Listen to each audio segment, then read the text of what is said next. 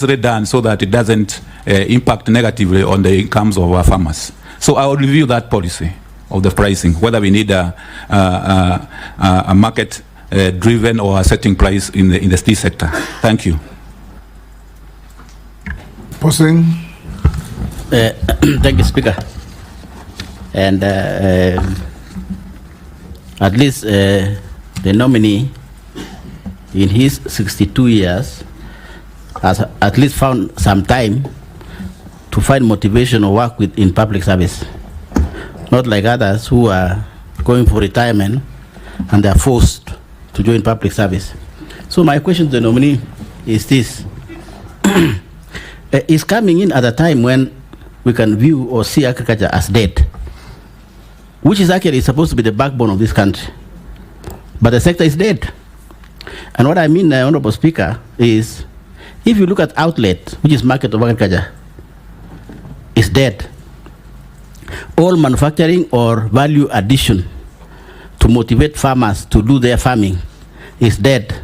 If you go to maize, the outlet or the market is dead. If you go to pyrethrum, we used to do very well in my constituency, and for the nominee, West Pokot also grows pyrethrum at one point. But the exit of market is dead. You go to milk, is dead. Tea is dead. And you have been in public service. And suppose this committee and parliament approves you, I would like to know what you are going to do to improve this sector, particularly the value addition. Because if there's no value addition, then there's no motivation for farmers to do farming. What are you doing farming for? You don't get any money. And therefore, maybe you need to tell this committee, then how will you treat this market or outlet so that it can motivate now farmers and your work will be more easier. Number two, agriculture is basically devolved. Almost 100% devolved. It's almost like health. So in this sector, we are interviewing you, and yet the backbone of agriculture is at the county level, which National Assembly cannot access. So how will you work if you are approved? Because unless you work with counties, then your work will be theoretical, and maybe now dealing with cartels, or even those cartels might also change you to become a cartel. And as Honorable Judith says, you might find yourself no job in a year. What do you want? Would you like to propose a nexus between yourself or national government with county governments? Like, for example, having a summit between the Minister for Agriculture and all ministers of counties' agricultures, like having a summit, maybe 3 months, maybe 4 months. Like in health, doctors have succeeded to link national government with county governments, but there's no link within agriculture, national level and county level. What will you do in those two areas? Thank you, Speaker. Yes, Dr. Okay, thank you, Mr. Speaker, and thank you, Honorable Pukosing, for that. Yes, I agree with you. There's the challenge of agriculture as it looks at the moment. Because when you look through the figures and the statistics, it indicates that despite agriculture being the backbone of our economy, we are not doing very well. When it comes to even our exports, we are not doing well. We are importing a lot of food into this country, almost worth about $4 billion. A lot of food in terms of when it comes to wheat, rice, edible oils. So we have a tall order in terms of going forward.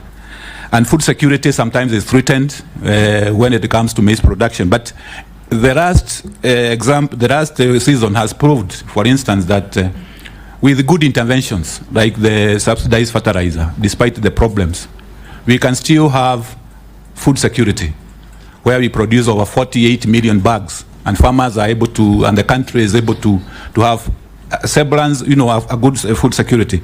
So I would first of all approach food security as one of the key areas in terms of making sure the farmers have, when approved, the farmers have those inputs, especially the fertilizer, as indicated before.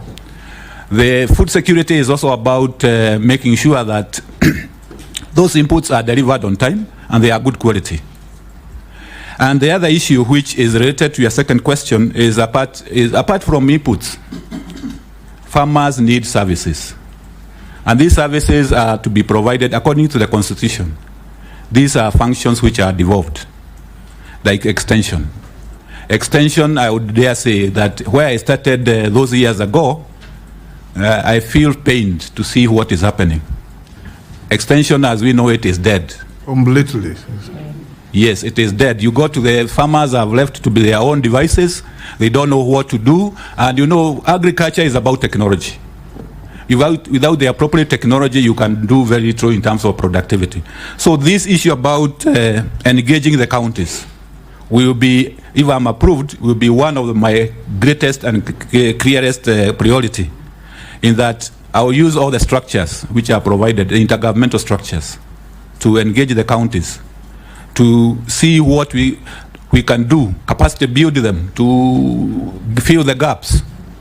I was also thinking about even what is happening with the health sector, the model where the government, the national government has the health promoters. Can we have agri promoters in the working in the counties from national government? So those are areas which will be, as it has been suggested by Honorable Pukosing, we can have a summit where we can dwell on these issues with the agriculture committees of the House, so that we move forward, because without extension and delivery of services, we are just doing the margins. We are not doing very much. We need support to our farmers. Thank you very much.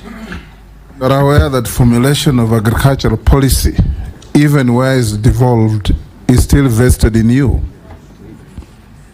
So you have to formulate proper policies and cascade them down to the counties. Gikaria? Thank you very much, Honorable Chair.